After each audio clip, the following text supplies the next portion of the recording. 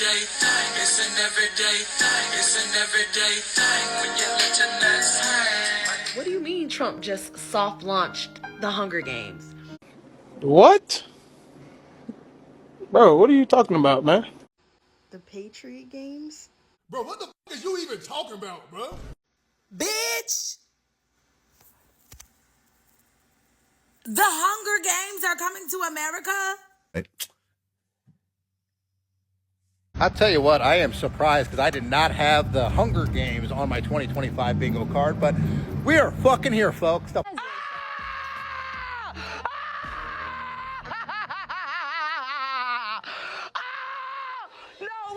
In the fall, we will host the first ever Patriot Games, an unprecedented 4-day athletic event featuring the greatest high school athletes, one young man and one young woman from each state and territory. But I promise there will be no men playing in women's sports. What? You're not going to see that. You'll see everything but that. To help carry out these exciting plans, we have created a new public-private partnership. It's called Freedom 250. Working with states, companies, and organizations across the country, we will renew the patriotism, pride, and pioneering spirit of America and lay the groundwork for the next 250 years of independence. What it do, everyday people, man? It's your boy PJ. Today we back with another lit video back in the confessional. Yes, we staying lit, big dog. Yep, you heard it right. The Patriot Games, but social media is calling it the Hunger Games. I'm not sure why they got that reference, but you know how the internet is. You know, as soon as Donald Trump say something, they go live with it. They talk about it every which way but the way it's intended. Now, it sounds like a good thing, you know, bringing students together, bringing high schoolers together from across the country and having them compete. I believe there's other ways of doing it, but Donald Trump, in old Donald Trump fashion, wants to put his stamp on it. So let's hear more from these content creators on what they think the Patriot / Hunger Games is all about. What do you mean Trump just soft launched the Hunger Games and rebranded them the Patriot Games? That's right. One girl, one boy, both high school students from each state will come together to participate in the Patriot Games. I'm just curious as to see who's going to allow their children to participate in it. We're not even going to talk about the ethics, the morality of our president soft launching the Hunger Games. Let's just bypass that, right? Because that is a dialogue all in itself. But which part of America do you think is going to be eager to allow their children to participate in this? Here's my bet. Ohio. Don't know why. Ohio and Oklahoma. I don't know why. Ohio and Oklahoma. That's just my bet. And you bet your rump if we're getting the Patriot Games, we're definitely getting the Purge. The Purge is definitely next. It's gonna be a long ass 3 years, bro. Like, what the fuck is going on? The Patriot Games? What the fuck are the Patriot Games? Did they think them putting the Hunger Games on the banned book list was gonna make us not realize what they were doing? Or... But what fucking, like, dimension... What... Why do I have to be in the timeline where Donald Trump is president? So what, they're about to divide the country into districts next? And I swear to God, for about 2 hours, I was hoping it was AI, a joke, something. It's not. It's not. What is the witchcraft and dark black satanic magic that they're doing? What is it? When I was younger, I read the books and I watched the movies. I really liked the movies. I liked the books more than the movies. Anyway, never in a million years would I think maybe 10, 12 years later would we be in the books and the movie? The books. We're in the books. Bitch!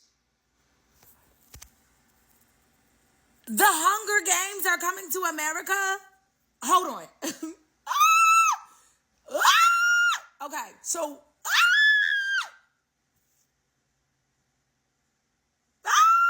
Okay. I feel like it's the delay processing for me. Okay, so over the past 2 years, Everybody that was, paying attention to things that are happening globally have been saying this entire time that the Hunger Games, they're basically doing the Hunger Games right now to Gaza, Sudan, DRC, Haiti. Everything that they're doing to these people is basically the Hunger Games, and that the richest people in the entire world, they engage in these wars for not just resources, because they don't need them. They don't fucking need them. They don't fucking need the resources. Right? They don't need them. They don't need it. Right? We've been calling it the Hunger Games, the modern day Hunger Games, right? Tell me why Donald Trump just did a presidential address where he not only relaxed the criminalization of marijuana federally, but at the exact same time they created the Patriot Games, where one girl and one boy from every high school in the state will compete and come together on one level. So it will be one delegate from every state that will all come together. It will start at a city level, then for one grand prize. For a grand prize. Here's the thing. In order to do this, they would have to have people want to engage in it. And while I know that some people will want to engage in it, I fear they're going to start targeting the schools and cutting off money even more than what was already missing. And they're going to start cutting off resources even more to try and strong arm everybody into wanting to play. Which, in case you have not realized, that is a ritual, a demonic ritual. It is the exact same thing as in ancient Rome, where they had the gladiator situation, the gladiator games. And they made these people fight to the death for the entertainment of the general public, but mainly the entertainment of the elite. And if you participate in that, then baby, I don't know what to tell you. It's given, let them learn this lesson the hard way. It's given, who are you? Who am I to stand in the way of someone's suffering? Who am I to stand in the way of someone's suffering? Because if you are here in America, you have had a front row seat. Not only did you have the trailer in movie format that turned into a trilogy, becoming a quadruple, because a new movie is coming out of the Hunger Games. So not only do you have a front row seat to how this goes, you have the background knowledge of how this is a demonic, nasty, spiritual, whatever you want to call it, help me out with the word, okay? It is a nasty, nasty spiritual test, but you also know how this story ends. If I get it. We all are in hard places right now, with it being projected to get much worse the years to come. However, child, if you willingly put yourself in that predicament, I'm gonna let you know right now, you are not Katniss Everdeen, and they have planned for you bitches that think that you are Katniss Everdeen. For you people that think that you're Katniss and Peeta, they're planning for that. They know. We already know that because we've seen how they rig everything. It's rigged so that you literally, you try and you try and you try and you try and you try. And even if you win the prize, there's always a gimmick. It's given very much. Very much. Don't stand in the way of somebody else's suffering, because I'm not God, and I'm not going to be doing it. However, I won't be watching either. I will not be partaking. I will not be watching. I will not be a part of none of that. Child. But the Hunger Games is coming to America, coming to a country near you, which is America. This place is gross and disgusting.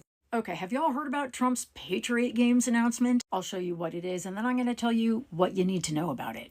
In the fall, we will host the first ever Patriot Games, an unprecedented 4-day athletic event featuring the greatest high school athletes One young man and one young woman from each state and territory. Yep, some people are calling this Trump's Hunger Games and some people are not, but it doesn't matter because what it actually is bread and circuses. It's a concept that goes back about 2,000 years all the way to ancient Rome. It means to generate public approval not by excellence in public service or public policy, but by diversion, distraction, or by satisfying the most immediate or base requirements of a populace. Romans did circuses. Trump, he's doing this. So whenever you hear him talk about these games, just notice what he's not talking about, like how to solve poverty in our country, or how to fix our broken healthcare system, how to rein in income inequality, how to make groceries affordable, how to make housing affordable, how to bring astronomical energy prices down, how to end our gun violence epidemic, or how to keep us out of unnecessary foreign wars. No, none of that. In fact, Trump is doing this, An unprecedented 4-day athletic event featuring the greatest high school athletes. because he's literally incapable of fixing any of the problems that Americans are facing right now. And he's hoping that this tournament will distract you from that fact. So call it whatever you want, as long as you see it for what it is. Not leadership,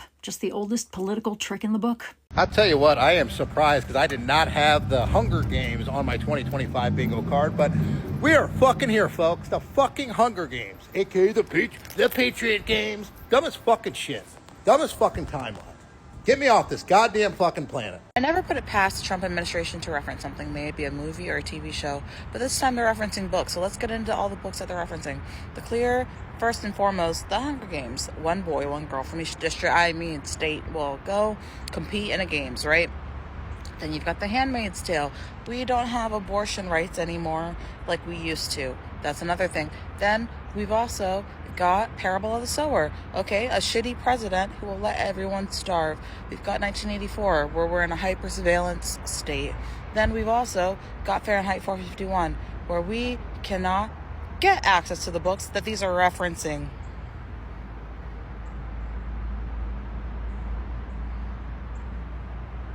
Anyone else find that ironic? They wanted us stupid in hopes that we wouldn't remember. They wanted us docile so that we wouldn't reference the books. These books and texts are gateways to a brighter future. But the problem is that our future can't read. Our present can't read. Our president can't read. But his team can.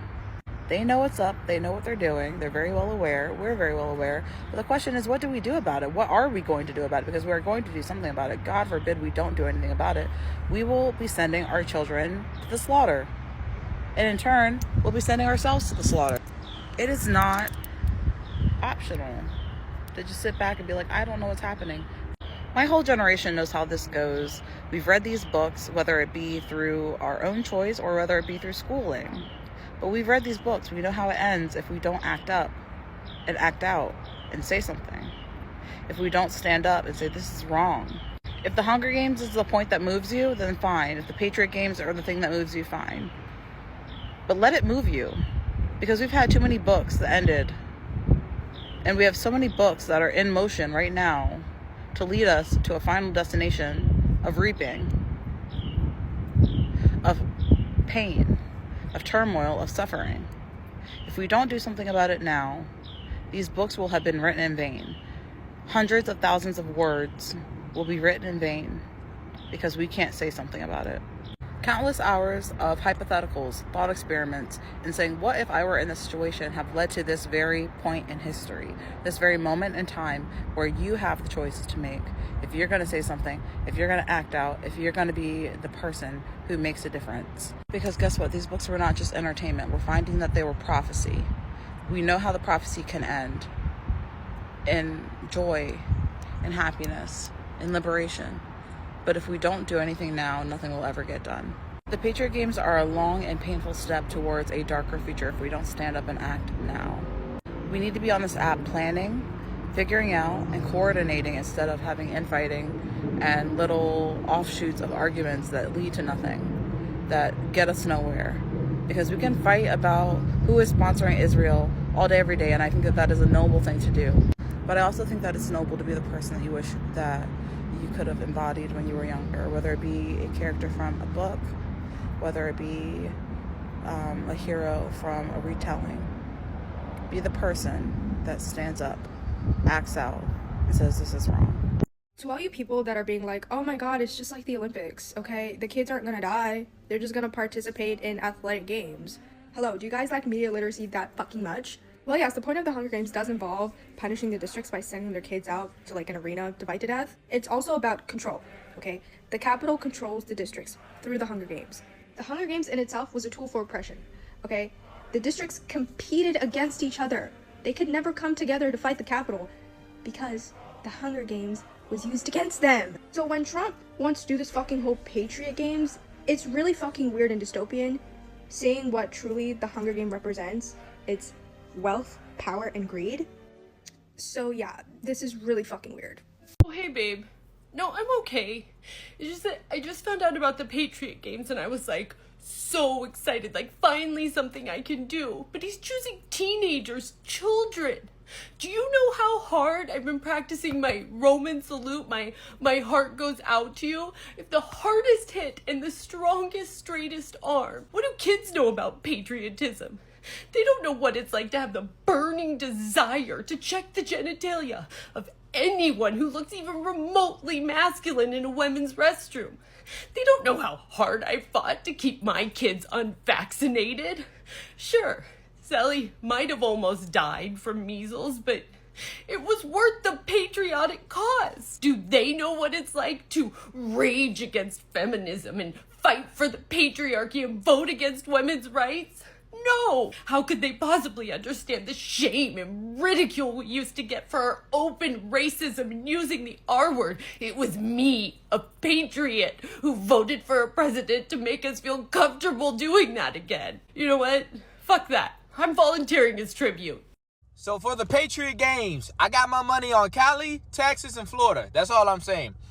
I'm putting my money right there in those 3 states. Nobody from Montana is winning. Nobody from Maine. You forget Maine is a state. Nobody from the Midwestern and the Northeast states is winning. New York might. They might be able to have a little competition. But other than that, ain't nobody competing with those 3. It's going to be those 3 on top every single year, 100%. Every single year. It's not even going to be close. Honestly, if I was Kansas, I wouldn't even pull up. I wouldn't even send a candidate if I was in South Dakota. Not even close. So yeah, I got my money on those 3 states. If anybody had to take the first one might go to Texas. It could go to Texas, but it'd be real tight between Texas and Cali. The first game is going to be real tight between those 2 states. Yeah, for sure. And Alaska, y'all just stay up there. Ain't nobody even thinking about y'all, okay? And whatever territories they were referring to, you stay a territory.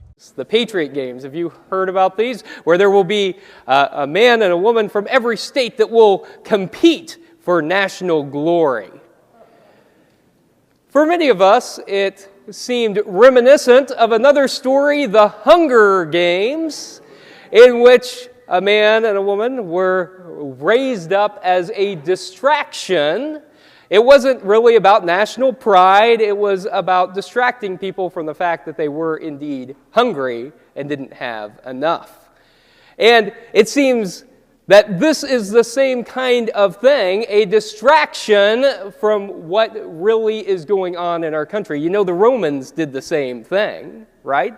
That's what the gladiatorial games were all about. They were about distracting people, about making people just happy enough that they didn't get discontented enough to make things difficult for the government.